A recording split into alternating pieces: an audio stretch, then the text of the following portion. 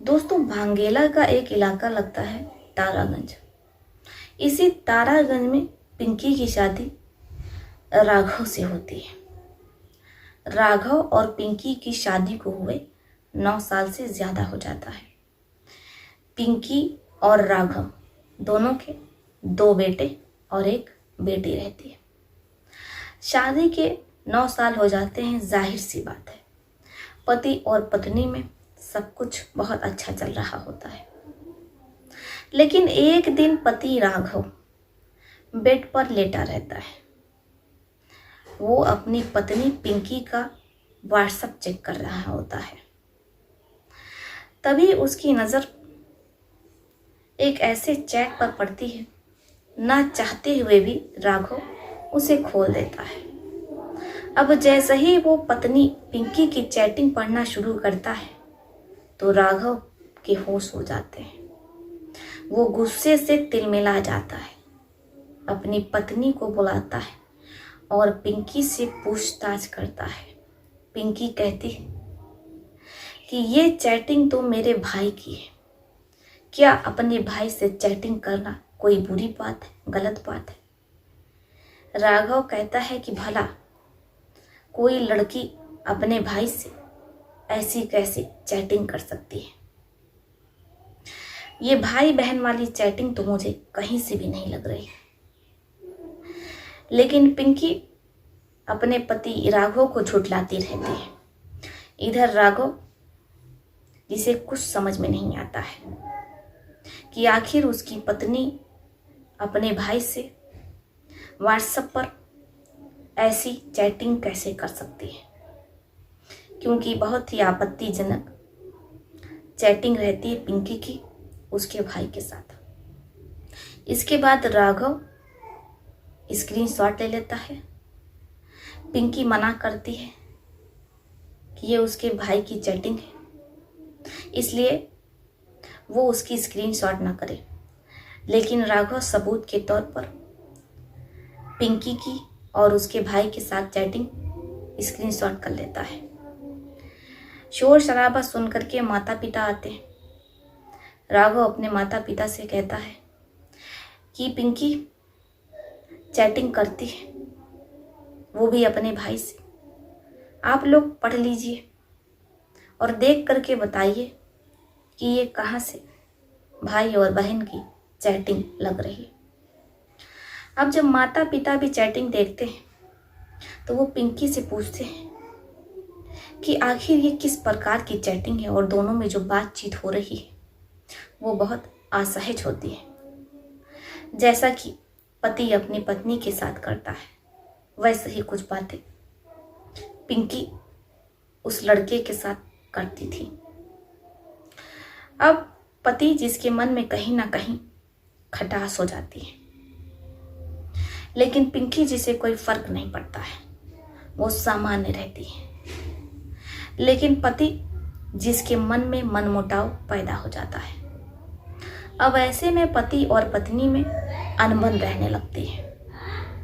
पिंकी, जिसके बेटे और बेटियां भी बड़े थे, दोनों बेटे जो कि बीए फर्स्ट ईयर में रहते हैं, बेटी ब्यूटिशियन का कोर्स कर रही होती है। परिवार में सब कुछ अच्छा रहता है। इन 9 सालों में कभी भी राघव और पिंकी के साथ ऐसा कुछ भी नहीं हुआ। यहाँ तक कि उन दोनों में कभी भी तू मैं नहीं हुई। लेकिन अचानक जैसे ही राघव अपनी पत्नी का व्हाट्सएप चेक करता है तो उसे कुछ ऐसा मिलता है जिसके बाद पति और पत्नी के रिश्तों में दरार आने लगती है। और दरार इतनी गहरी होती है कि इसे भर पाना बहुत मुश्किल लग रहा था। अब राघव और पिंकी में अक्सर लड़ाई झगड़ा रहने लगती है। राघव मना करता है और कहता है कि देखो पिंकी, अगर तुम्हें हमारे साथ रहना है तो तुम अपने भाई से बात करना बंद कर दो। पिंकी नहीं मानती है। इसके बाद राघव अपने ससुराल फोन करता है। जब ससुराल वाले ये सुनते हैं, वो राघव से कहते हैं वो उसका भाई ही है, उसके ताऊ का नाती का बेटा है। जैसे ही राघव ये सुनता है तो कहता है कि मैं आपको चैटिंग भेज दे रहा हूँ, आप देख करके बताइए कि क्या कोई अपने ताऊ के बेटे से ऐसी बातें कर सकता है? क्या कोई अपने ताऊ के बेटे से मिलन की, सर के सैर की बात करता है? जब परिवार वाले ये सुनते हैं तो वो बिना कुछ कहे फोन काट देते हैं। जैसे ही पिंकी को ये पता चलता है कि राघव ने उसके घर पर फोन किया था, पति और पत्नी में लड़ाई होने लगती है। पिंकी कहती है कि आप तो हमारे परिवार के सामने हमारी इमेज खराब कर रहे हैं। अब वो गुस्से से लाल हो जाती है और अपने पति राघव का घर छोड़ करके मायके चली जाती है। जैसे ही राघव अपनी पत्नी को रोकने की कोशिश करता है, क्योंकि पिंकी का भाई जो कि उसके ताऊ का बेटा रहता है वो उसी घर में रहता है। अब दोनों एक ही घर में रहते हैं। राघव को लगता है कि जैसी उसकी पत्नी जाएगी तो अब वो दोनों एक दूसरे के साथ स्वर्ग की सैर पर निकल जाएंगे। पति जिसे अपनी पत्नी की चिंता सताती है वो व्याकुल होता है, इसलिए वो दौड़े दौड़े अपने ससुराल पहुंच जाता है। जैसे ही वो ससुराल पहुंचता है तो पिंकी अपने ताऊ के बेटे से हंस हंस करके बात कर रही होती है। जब पति ये देखता है तो वो अपनी पत्नी से कहता है कि देखिए जी, हमसे गलती हो गई, अब आप हमारे साथ चलिए, परिवार आपका इंतजार कर रहा है। लेकिन पिंकी अपने पति राघव के साथ जाने से साफ इनकार कर देती है। अब पति मुंह पिटा करके अपने घर आ जाता है। इधर पिंकी अपने ताऊ के बेटे के साथ स्वर्ग की सैर कर रही होती है। अब दोनों का 2 सालों बाद ऐसा मिलन होता है कि पिंकी पसीने में भीग जाती है। समय गुजरता रहता है लेकिन पिंकी जो अपने ससुराल जाने का नाम नहीं लेती है। इधर पिंकी के घर वाले भी अपनी बेटी को नहीं समझाते, लेकिन एक दिन पिंकी के ससुराल से उसकी सास फोन करती और वो पिंकी के घर वालों को समझा रही होती कि देखिए, आपकी बेटी का हमारे बेटे से रिश्ता टूटने की कगार पर है। अगर आप अपनी बेटी पिंकी को समझा करके यहाँ भेज देंगी तो उन दोनों का रिश्ता बच जाएगा। लेकिन परिवार वालों को कोई फर्क नहीं पड़ता है। इधर पिंकी अपने ताऊ के बेटे के साथ रंगरलियां मना रही होती है। पति को कुछ समझ में नहीं आता है कि वो करे तो क्या करे, इसलिए वो महिला आयोग के पास फोन करता है। महिला आयोग को पूरी बात बता देता है। महिला आयोग भी इस पर संज्ञान लेता है, क्योंकि एक पुरुष पहली बार महिला आयोग में फ़ोन किया था। अब महिला आयोग पिंकी का फ़ोन नंबर लेता है, पिंकी को फ़ोन करती हैं और समझाती हैं कि देखो, तुम्हारी शादी राघव से हुई है और ये कोई लंदन अमेरिका नहीं कि जब तुम्हारा मन चाहेगा तब तुम कभी इनके साथ तो कभी उनके साथ जिंदगी बिताओगी। तुम्हारा राघव के साथ शादी हुई है और तुमने 7 फेरे लिए हैं। तुमने उससे शादी की है तो तुम्हें निभानी ही पड़ेगी। पिंकी कहती है कि सारी जड़ तो ये शादी ही होती है, जिसे करने के बाद आप कानूनी तौर पर, सामाजिक तौर पर पूरे तरीके से बंध जाते हैं। और अगर आपको कोई पसंद आ जाता है या किसी से आप प्यार करने लगते हैं तो फिर आपको या तो अपने पति को रास्ते से हटाना होता है, जैसा कि मुस्कान ने किया। तलाक तो वैसे भी वो देता नहीं है और जब हम तलाक के लिए कोर्ट जाते हैं तो वहां से भी हमें कोई राहत नहीं मिलती है।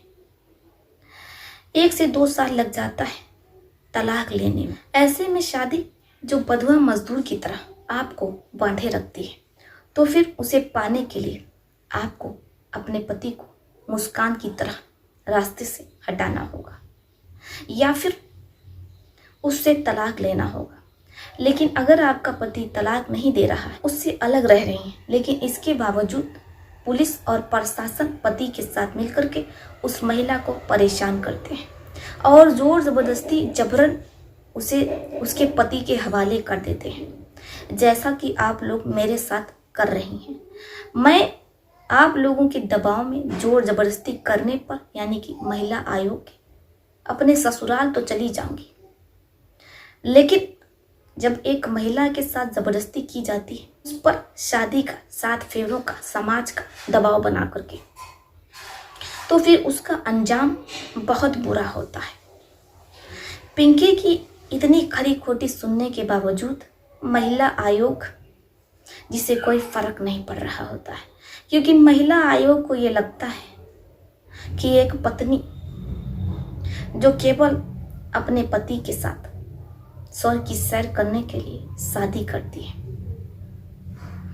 उसका कभी उस एक पुरुष से मन नहीं भर सकता है जब तक उसकी सांस है। इसलिए वो खुद को बहुत ज्यादा प्रोत्साहित समझ रही होती है, अपनी पीठ थपथपा रही होती है और वो मुस्कान से कहती है कि देखो, तुम्हें अपने ससुराल जाना ही होगा। अब जब पिंकी ये सुनती है तो मजबूर हो जाती है, क्योंकि महिला आयोग बीच में पड़ चुकी थी। अब पिंकी अपने ससुराल पहुंचती है। जैसे ही वो ससुराल पहुंचती है, अपनी सास और ननद को देखती है तो कहती है, महिला आयोग के दबाव में तो मैं यहाँ आ गई हूँ, लेकिन इसका अंजाम भुगतना होगा। सास और ननद को लगता है कि बहू गुस्से में है, इसलिए वो ऐसा कह दी। अब ऐसे ही समय बीत रहा होता है, लेकिन कहीं ना कहीं पिंकी, जिसकी मुस्कान के पीछे गहरे राज छुपे रहते हैं। राघव जो कि मेडिकल स्टोर पर काम करता है, वो थका माना जब अपने घर आता है, पिंकी से कहता है कि वो उसके लिए एक कड़क चाय बना दे। पिंकी मुस्कुराते हुए किचन में जाती है, गाने गुनगुनाती है और वो बड़े प्यार से मन से राघव के लिए चाय बना रही होती है। अब वो मुस्कुराते हुए, गुनगुनाते हुए अपने पति के पास आती है और राघव को, अपने पति को चाय थमा देती है। जैसे ही राघव चाय पीता है, कुछ ही देर बाद उसे पेट में दर्द होने लगता है, उल्टियां होने लगती हैं। अब परिवार परेशान हो जाता है, क्योंकि राघव दर्द से करहा रहा होता है। मुस्कान जिसे कोई फर्क नहीं पड़ता है, वो मुस्कुरा रही होती है, सामान्य रहती है। परिवार राघव को लेकर के हॉस्पिटल पहुंचता है। राघव का चेकअप होता है, रिपोर्ट आती है तो परिवार के होश उड़ जाते हैं, रोना पीटना मच जाता है, क्योंकि राघव जिसे जहर दिया गया रहता है। अब परिवार पिंकी से पूछता है कि सुबह से राघव ने कुछ भी नहीं खाया था, वो सुबह ही मेडिकल स्टोर के लिए निकल गया था, बिना नाश्ता किए, बिना खाना खाए। जब वो अपनी ड्यूटी से वापस आता है तो उसने सिर्फ चाय पी थी। बताओ तुमने चाय में ऐसा क्या मिलाया था?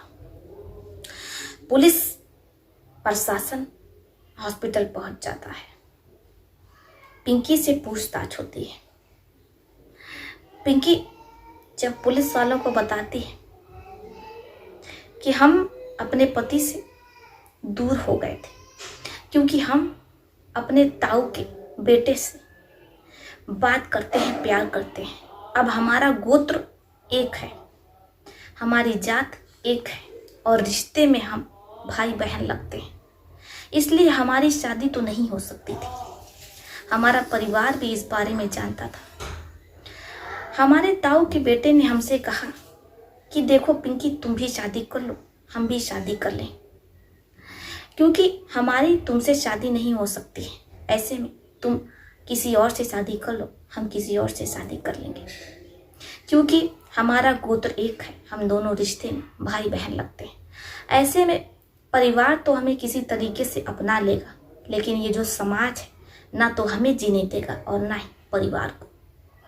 अब परिवार के फैसले पर पिंकी की शादी राघव से हो जाती है, राजू की शादी नीलिमा से हो जाती है। लेकिन शादी के बाद भी राजू और पिंकी दोनों एक दूसरे से वो वाली बात किया करते, चैटिंग किया करते।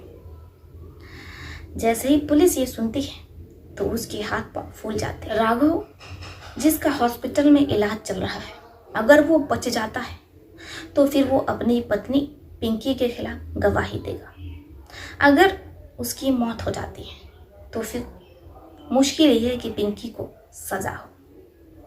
अब ऐसे ही बहुत सी घटनाएं हो रही।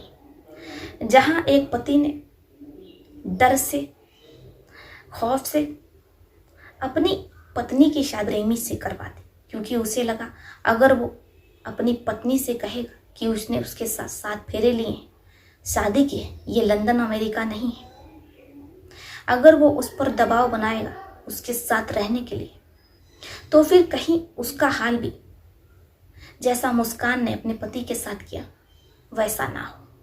वो नीले ड्रम से इतना डर जाता है कि अपनी पत्नी की शादी उसके प्रेमी से करवा देता है।